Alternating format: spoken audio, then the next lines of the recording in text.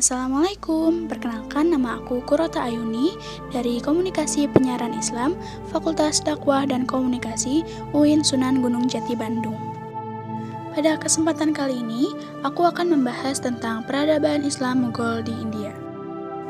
Kerajaan Mughal berdiri seperempat abad sesudah berdirinya Kerajaan Safawi.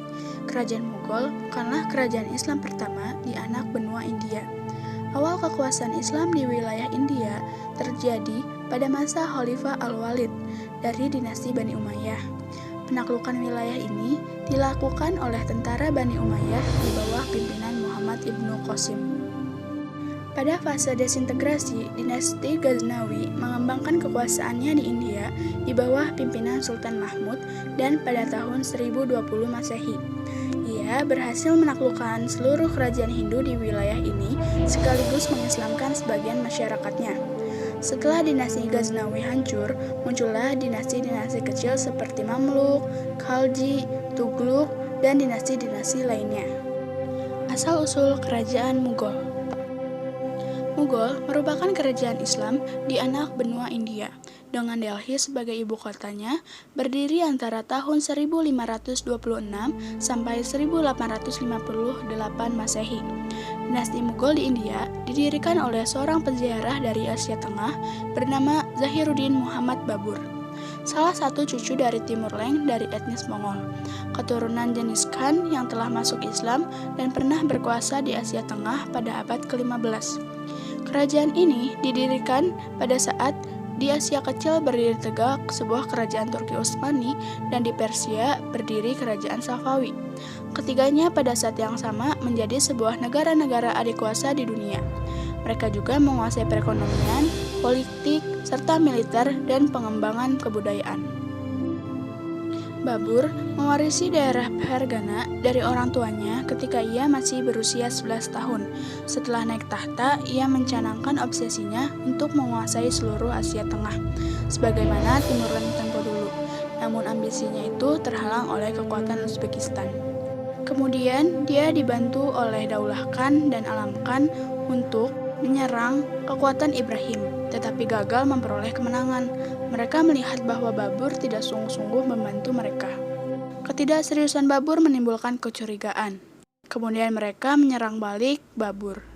Kesempatan itu tidak disia-siakan Babur. Ia berusaha keras untuk mengalahkan gabungan dua kekuatan tersebut.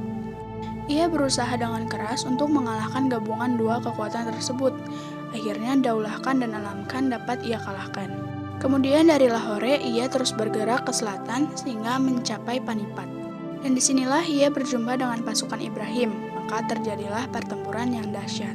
Di sini Babur berhasil mendapatkan kemenangannya, kemudian ia memasuki kota Delhi sebagai pemenang dan menegakkan pemerintahannya di sana. Dengan demikian, berdirilah kerajaan Mughal di India. Kemenangannya yang begitu cepat mengundang reaksi daripada penguasa Hindu setempat. Proklamasi 1526 Masehi yang dikemunakan Babur mendapat tantangan dari Rajput dan Rana Sangga yang didukung oleh para kepala suku India Tengah dan umat Islam setempat yang belum tunduk pada penguasa yang baru tiba itu, sehingga ia harus menghadapi langsung dengan dua kekuatan sekaligus.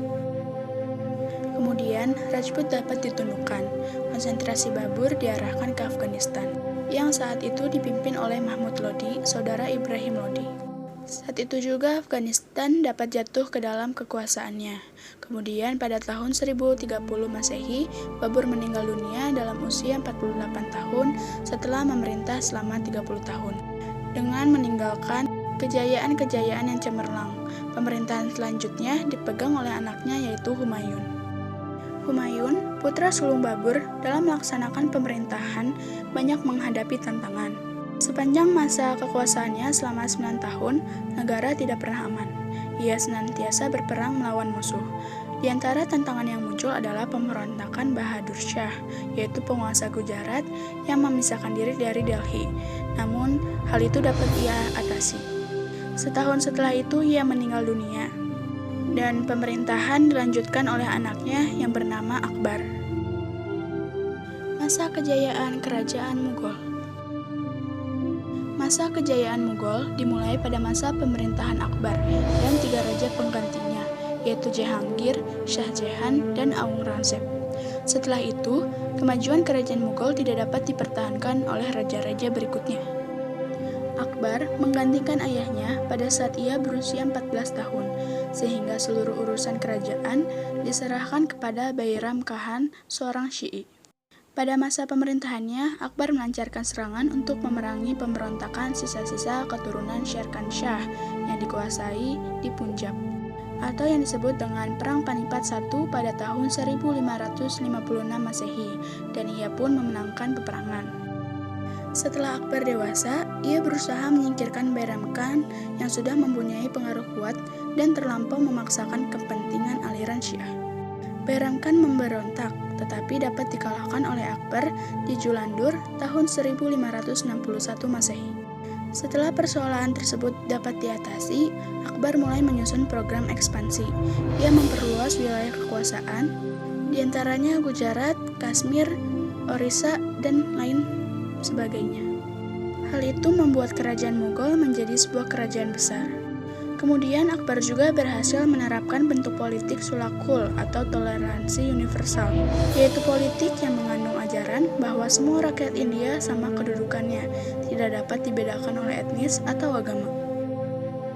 Keberhasilan yang dicapai Akbar dapat dipertahankan oleh penerusnya yang bernama Jahangir, Shah Jahan, dan Aurangzeb, yang mana mereka memang terhitung raja-raja yang besar dan kuat.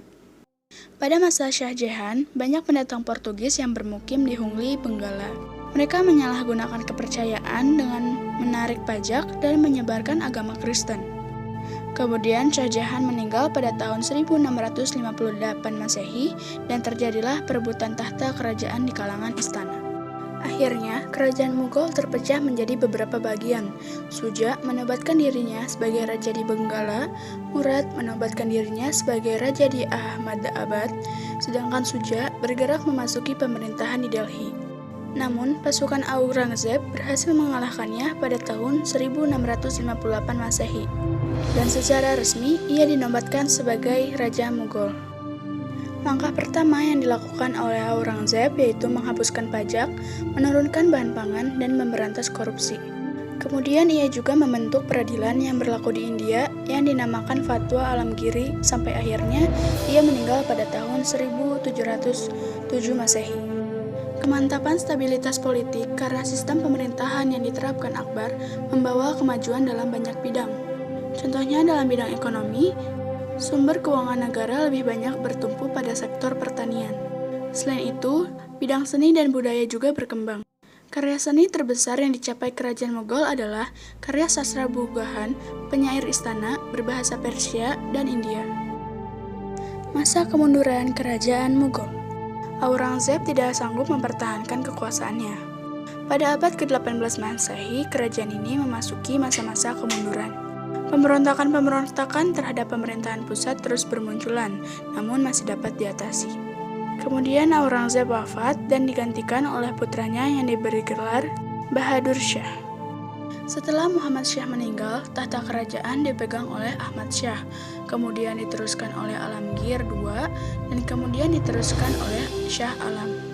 Ketika kerajaan Mughal memasuki keadaan yang lemah, pada tahun itu juga perusahaan Inggris yang sudah semakin kuat mengangkat senjata melawan pemerintahan kerajaan Mughal. Peperangan berlangsung berlarut-larut, namun pada akhirnya Shah Alam membuat perjanjian damai dengan menyerahkan Kut, Bengal, dan Orissa kepada Inggris. Shah Alam meninggal pada tahun 1806 Masehi. Tahta kerajaan selanjutnya dipegang oleh Akbar II. Dan pada saat yang bersamaan, EIC mengalami kerugian karena penyelenggaraan administrasi perusahaan yang kurang efisien. Dan untuk menutup kerugian sekaligus memenuhi kebutuhan istana, EIC mengadakan pungutan yang tinggi terhadap rakyat secara ketat dan cenderung kasar. Karena rakyat merasa ditekan, mereka baik yang beragama Hindu maupun Islam bangkit dan mengadakan pemberontakan. Mereka meminta Bahadur Shah untuk menjadi lambang perlawanan. Maka dengan demikian terjadilah perlawanan rakyat India terhadap kekuatan Inggris pada bulan Mei 1857 Masehi. Namun dengan mudahnya Perlawanan mereka dapat dipatahkan oleh Inggris karena Inggris mendapat dukungan dari beberapa penguasa lokal Hindu dan Muslim. Urutan-urutan penguasa kerajaan Mughal. 1. Zahiruddin Babur. 2. Humayun. 3. Akbar Shah I. 4. Jahangir. 5. Shah Jahan. 6. Aurangzeb. 7. Muazzam. 8. Azimul Shah. 9. Jihandar Shah. 10. Faruk Siyar. 11. Muhammad Shah. 12. Ahmad Shah. 13. Alamgir II. 14. Shah Alam II. 15. Akbar II. 16. Bahadur Shah II. Faktor-faktor penyebab kemunduran kerajaan Mughal. Pertama, terjadi stagnasi dalam pembinaan kekuatan militer sehingga operasi militer Inggris di wilayah-wilayah pantai tidak dapat segera dipantau oleh kekuatan maritim Mughal. Begitu juga kekuatan pasukan darat, bahkan mereka kurang terampil dalam mengoperasikan persenjataan buatan Mughal itu sendiri. 2. Kemerosotan moral dan hidup mewah di kalangan elit politik yang mengakibatkan pemborosan dalam penggunaan uang negara. 3. Pendekatan Aurangzeb yang terlampau kasar dalam melaksanakan ide-ide Puritan dan kecenderungan asketisnya, sehingga konflik antar agama sangat sukar diatasi oleh sultan-sultan sesudahnya. 4. Semua pewaris kerajaan pada masa terakhir adalah orang-orang lemah dalam bidang kepemimpinan, sehingga tidak mampu menangani kemerosotan politik dalam negeri.